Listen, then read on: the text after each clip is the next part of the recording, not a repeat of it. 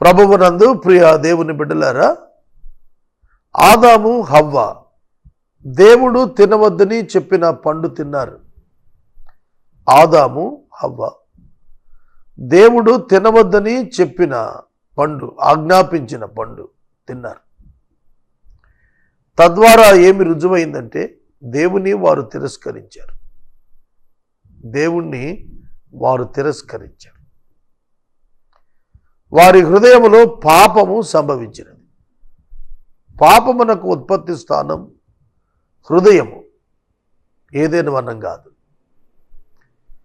పాపము యొక్క ప్రత్యక్షత కనపడిన స్థలం ఏదైనా వనం. పాపానికి ఉత్పత్తి స్థానం మానవ హృదయం. ఆ ఉత్పత్తి ఇప్పటికీ ఆ హృదయము నుండే కొనసాగుతోంది. గ్రహించండి. ఆదాము పండు తిన్నప్పుడు సిగ్గు తెలిసింది, భయం వచ్చింది. సిగ్గు తెలిసినప్పుడు కచ్చడాలు కట్టుకున్నాడు. He covered it. దాన్ని కప్పుకున్నాడు, కానీ తొలగిపోలేదు. సిగ్గు హృదయంలో ఉంది.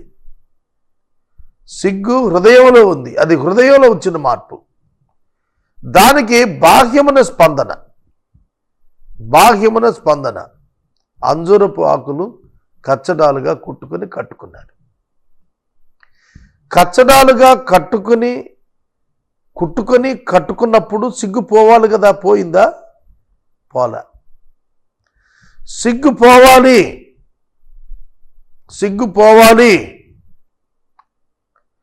భయం పోవాలి. చెట్ల మధ్యలో దాక్కున్నాడు, భయం పోలేదు. అదే పాపం, పాప ఫలితం. మానవుని స్వప్రయత్నం ద్వారా పోదు. కచ్చడాలు కట్టుకొనుట రిలీజియన్, చెట్ల వెనక దాగుట రిలీజియన్. హ్యూమన్ సెల్ఫ్ యాక్షన్స్, మనుషుల సొంత క్రియలు పాపాన్ని తొలగించవు.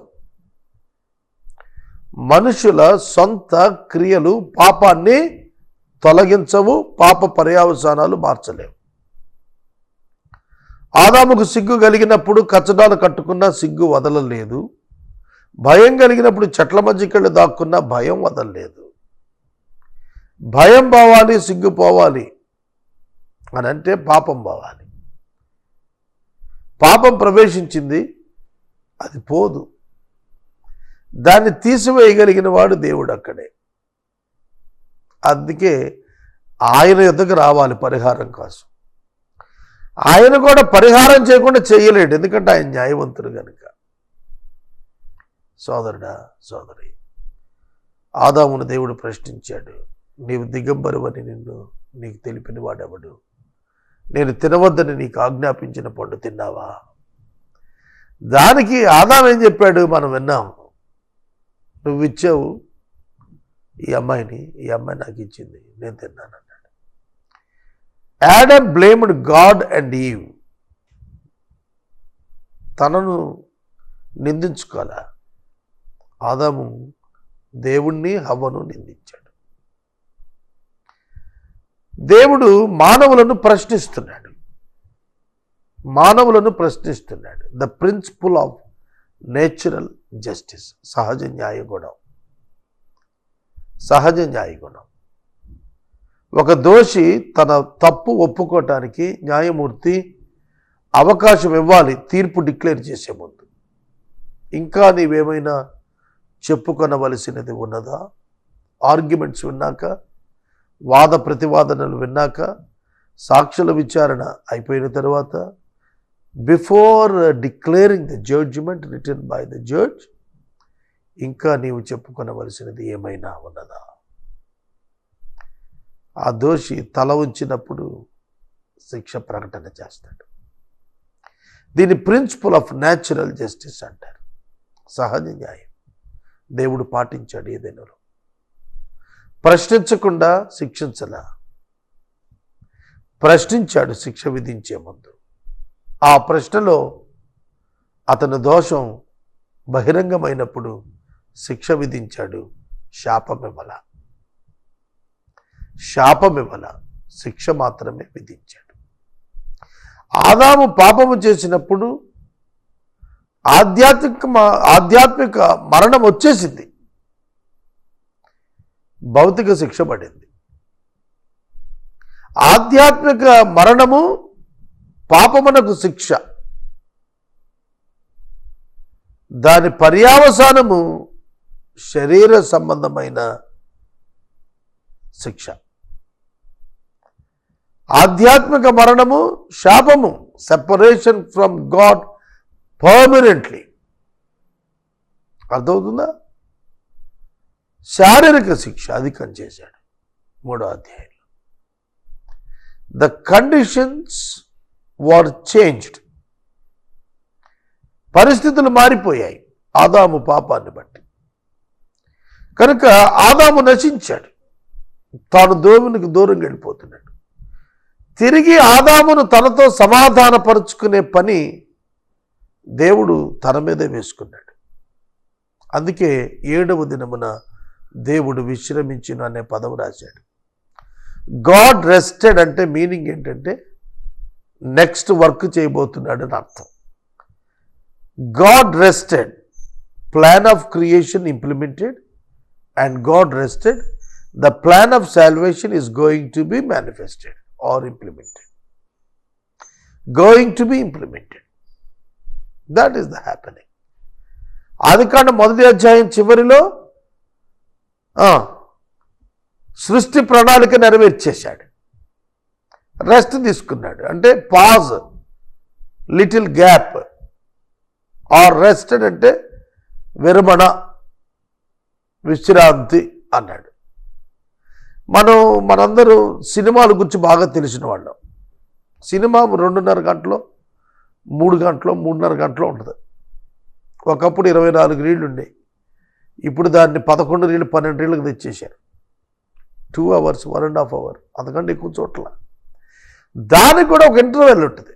ఇంటర్వెల్ అప్పుడు విశ్రాంతి అని వేస్తాడు. విశ్రాంతి అన్నప్పుడు అది విరామమే, శుభం కార్డు కాదు అది. శుభం ఎండింగ్లో వేస్తాడు, ది ఎండ్, శుభం అని వేస్తాడు, అంటే ఎండ్ అని. It's not ending, it's only a rest, it's only a pause, it's only a gap. అర్థమవుతుందా? ప్లాన్ ఆఫ్ క్రియేషన్ ఎగ్జిక్యూట్ అయిన తర్వాత ప్లాన్ ఆఫ్ సాల్వేషన్ అవ్వాలి. ప్లాన్ ఆఫ్ సాల్వేషన్ స్టార్ట్ చేశాడు. ఏదైనా వనములో వాళ్ళను ఉంచిన వరకు ప్లాన్ ఆఫ్ క్రియేషన్ కంప్లీట్ అయిపోయింది. ఏదైనా వనంలో ఉంచినాక ప్రభు వెళ్ళిపోయాడు, రెస్టెడ్, విరమించుకున్నాడు, వెళ్ళాడు, విశ్రాంతి. మళ్ళా పాపం చేసిన వెంటనే వచ్చేసాడు. This is plan of salvation execution. Plan of salvation start అయింది. ఆదికాండం 3వ అధ్యాయంలో పాపం జరిగింది, 3వ అధ్యాయంలోనే రక్షణ ప్రణాళిక ప్రారంభమైపోయింది. What a pleasant God he is, what a loving God he is. ఎంత ప్రేమించే దేవుడండి. ఆదాము పాపం చేయటం ఆలస్యం వచ్చేసాడండి. ఆదాము పాపము చేయటమే ఆలస్యం వచ్చేసాడు. సహోదరుడా, సహోదరి, 6వ దినాన దేవుడు మానవుని చేశాడు, జంతువులను చేశాడు, హవ్వమును చేశాడు. ఆ తర్వాత కంప్లీషన్ అయిపోయిందని చెప్పి రెస్ట్కి వెళ్ళాడు. దేవుడు విశ్రాంతి దినం విశ్రాంతి తీసుకుంటే మానవుడు ఏం చేశాడో తెలుసా? పాపం చేశాడు. మానవుడు ఏం చేశాడు? పాపం చేశాడు. జాగ్రత్తగా వినాలి. 6వ దినం ఎప్పుడు ముగుస్తుంది? ఈవినింగ్ టైం, 6 o'clockకి 6వ దినం ముగుస్తుంది. 7th day starts at evening 6 PM in Hebrew calendar. ఇబ్రీల ప్రకారం రాత్రి 6 గంటలకు తేదీ మారుతుంది. మనకైతే అర్ధరాత్రి 12 గంటలకు తేదీ మారుతుంది. 6 గంటల నుండి తర్వాత రోజు సాయంకాలం 6 గంటలకు 1 day, that is 7th day. God rested. దేవునికి విశ్రాంతి దినం, ఏదైతే ఆరాధన దినంగా ఉండాలని దేవుడు అనుకుని చేశాడో, ఏదైతే దేవుడు ఏ దినాన్నైతే పరిశుద్ధపరిచాడో, పవిత్రపరిచాడో, ఆ దినానే మానవుడు పాపం చేశాడు. The immediate day, the beginning day of human beings, they were sinned. పాపం చేశారు. అర్థమైందా? The day one of the human beings, వాడు చేయబడింది 6వ రోజున. 7వ రోజున సాతాను శోధించాడు, హవ్వమ్మ పండు తినేసి. అర్థమవుతుందా? వాళ్ళు పరిపూర్ణులండి. ఎప్పటికే వాళ్ళు ఇష్టపడి తిన్నారు. వాళ్ళే అమాయకులు కాదు. దేవుని పోలిక, దేవుని స్వరూపంలో అమాయకత్వం లేదు. వాళ్ళు పరిపూర్ణులు గుండి ఇష్టపూర్వకంగా పండు తిని ఇష్టపూర్వకంగా దేవునికి అవిధేయులయ్యారు. ఇష్టపూర్వకంగా దేవునికి అవిధేయులయ్యారండి. అందులో తేడా లేదు. అది విశ్రాంతి దినాన దేవుడు విశ్రాంతి తీసుకున్నాడు. ఆయన వర్షిప్ చేయొచ్చుగా వీళ్ళు. The first day in there lifes. 7వ దినం విశ్రాంతి దినం అవుతుంది. 6 దినాలు పని చేస్తున్నాడు. 7వ దినం విశ్రాంతి దినం. మరలా 6 రోజులు పని చేస్తున్నాడు. మళ్ళీ 7వ రోజు విశ్రాంతి దినం. దాన్ని శాబత్ అన్నాడు మోషే కాలంకి వచ్చేప్పటికి. అదే రోజు సాయంకాలం అంటే 8th డే ఎంటర్ అవుతుంది అన్నమాట. 8th డే ఎంటర్ అవుతోంది. 7th డే ఎండ్ అవుతోంది 6 PM. చల్లపూట దేవుడు ఏదెను వనమునకు వచ్చెను. When the 8th day started, the plan of salvation is also commenced. రక్షణ ప్రణాళిక ప్రారంభమైపోయింది 8వ రోజున. ఆయన రావటమే పాపులను రక్షించుటకు క్రీస్తు యేసు ఈ లోకమునకు వచ్చిన వార్త నమ్మదగింది. పాపులను పిలవటానికి వచ్చేసాడు ఆయన. He came to the Garden of Eden to call a sinner, Adam. Wonderful. He came to call Cain, a sinner. He came to call Jacob, a sinner. He came to call David, a sinner. He came to call Moses, a sinner. అర్థమవుతుందా? లూకా 5లో పేతురు ఒప్పుకున్నాడు, I am a sinner, Lord, leave me. But he came to call Peter a sinner. సోదరుడా, సోదరి, the mission of God started. The mission of God started. అక్కడే ప్రశ్నలు అడగటం ప్రారంభించాడు. Principal of natural justice ఇస్తున్నాడు. God is not condemning Adam and Eve. ఆదాము అవ్వలను దేవుడు శపించటం లేదు. ఆ శాపం తన కుమారుని మీద మోపటానికి ప్రణాళిక ఉన్నది ఆయనకి. వాళ్ళు క్షమించమని కూడా అడగలేదు. Please note this wonderful point in the chapter 3. 3వ అధ్యాయంలో ఆదాము రిపెంట్ అవ్వలేదు, హవ్వ రిపెంట్ అవ్వలేదు. But God graced them. పాపము ఎక్కడ విస్తరించెనో కృప మరి అక్కడ అధికముగా విస్తరించెను. ఆఖరి వచనం రోమపత్రిక 5వ అధ్యాయం 6వ అధ్యాయానికి పై వచనం. పాపము ఎక్కడ విస్తరించెనో కృప మరి అక్కడ అధికముగా విస్తరించెను. God extended the grace to Adam and Eve even though they did not repent. మనమింకను పాపులమై ఉండగా, మనమింకను శత్రువులమై ఉండగా, మనమింకను విరోధులమై ఉండగా, మనమింకను బలహీనులమై ఉండగా క్రీస్తు మన కొరకు చనిపోయిన. రోమపత్రిక 5వ అధ్యాయం. Adam did not repent. Eve did not repent. They blamed God, but God graced them. What a God He is. What a God He is. ఎటువంటి దేవుడండి? ప్రేమ గల దేవుడండి. అగాపే ప్రేమ కలిగినటువంటి దేవుడు. గుర్తిస్తున్నారా? ఈ దేవుడే యేసుక్రీస్తు అండి. ఈ దేవుడి శరీరము ధరించి వచ్చినాడు. ఆయనే యేసుక్రీస్తు. సోదరుడా, సోదరు, ఆదామును ప్రశ్నించినటువంటి దేవుడు. ఆదామును ప్రశ్నించినటువంటి దేవుడు.